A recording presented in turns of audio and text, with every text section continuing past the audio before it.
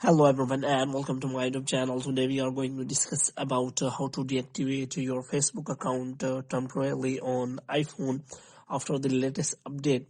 So if you want to deactivate your account or I want to have a break from the Facebook and you want to deactivate it for some time, so how you can do that? For this, what you have to do, you have to simply watch this video completely. So without wasting any time, let's start the video. So first of all, you have to simply go to settings, and after that what you have to do next is you have to simply go to general, and here what you have to do, you have to scroll it down until you find the option of transfer or reset iPhone. So here you have to simply click on reset, and you have to simply reset all of your network settings.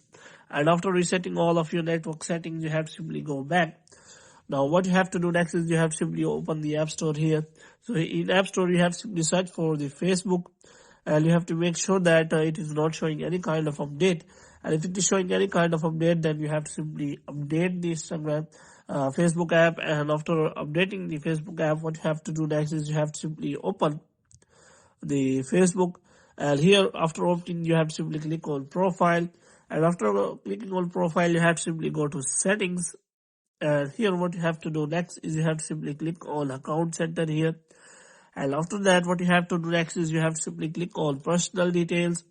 And here what you have to do, you have to simply click on account ownership and control, and there will be two options available. So first one is verbalization and second one is deactivation or deletion. So you have to simply click on that, and you have to simply select the account you want to deactivate. So here is written you can only deactivate your account once in a week. So you have to make sure that your account is temporary, and after that you can simply log in back to your account, and your account will be reactivated again.